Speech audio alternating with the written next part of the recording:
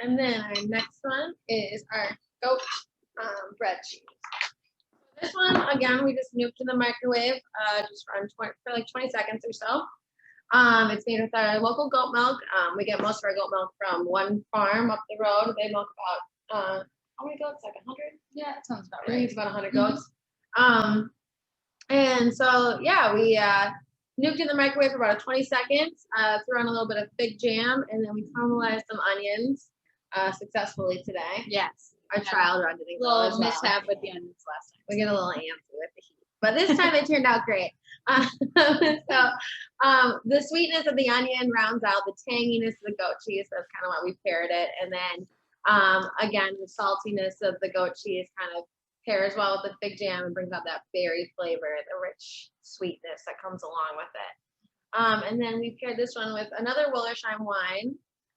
So this is their dry Riesling. Yep. So you want to stick with like a drier white wine with goat bread cheese because of or goat cheese in general, because the tanginess and the acidity of both cheeses, they kind of match each other well and complement each other. Yeah. Yeah. So this one was a relatively easy appetizer as well with how we prepared the bread cheese for this one. Obviously, the caramelized onions was a little bit more labor of love, as we saw on Google today. That's what the recipe actually even said to us. We are definitely Google recipe chefs over here, but Chef Boyardee. Yeah. But it's still easy to prepare the onions ahead of time and warm them up in the microwave when you need to use them.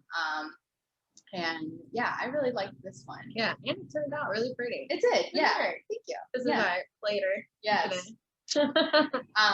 Yeah, this one I would say the goat bread cheese. I feel like a lot of people don't know that we make. I would say like our cow's milk flavors definitely overshadow this one, but I think we make really phenomenal goat milk cheeses. And for people that don't like to consume as much cow's milk cheese, I think that this is a really fun option. It doesn't melt down as much as the cow's milk. Definitely harder. It's a little bit firmer. It does melt if you cook it long enough or microwave it long enough. But you'll see, like, compared to the other ones that we even microwave, this one has definitely held its shape a lot better. Right. So definitely like to recommend putting it in a waffle iron. Yes, a waffle iron is another great tool that we use a lot of times when we have tours in here. It gives it kind of a cool shape, but also it makes it so nice and crispy. Yeah. Keeps it up evenly. Yes, exactly. Mm-hmm. Yeah. So yeah, I'm gonna dig in. This is just so much fun. It's such a light flavor. When we get it from the regular bread cheese, there's a lot of butter. There's a lot of complexity to it. This is just a nice snacking cheese. I think this would go with anything. I mean, it's kind of like one of those ingredients that absorbs the additional flavors. So if you do whatever you mix this with, it's going to be fabulous with, and it just picks up those flavors. So it's really fun that way.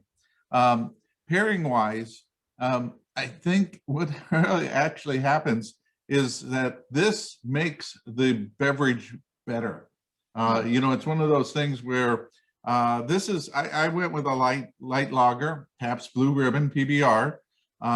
It's actually a well-made lager, Pilsner style, and when you add this in there, you can really taste the grains of the beer. So it's really nice. It really accents it, really kind of brings that together, and that's really a lot of fun to have something that can bring that and also hold its own flavor. This is such a nice, easy snacking cheese that anybody that's looking for something lighter, this would fit that case. Really nice. Definitely. Yeah. That's kind of like, that's why what you were just talking about with how it really could pair with anything. Like, that's what we love about this whole category of cheese for us, because like I said, I feel like every time we were at a grocery store demoing this one, like, everyone had a million ideas. Like, it fits in anywhere. It does. You could really use it at a high-end restaurant, this deep fried at a pub. Goes anywhere. Yeah, you really, there's like just so many fun things you can do with it, and it's Like we love seeing different ideas that people tag us in on like Instagram and stuff, because it gives us ideas for our personal dining as well as also educating our customers and like people about our products. So this bread cheese is just such a fun product, and it's something that we're always so excited to talk about and teach people about.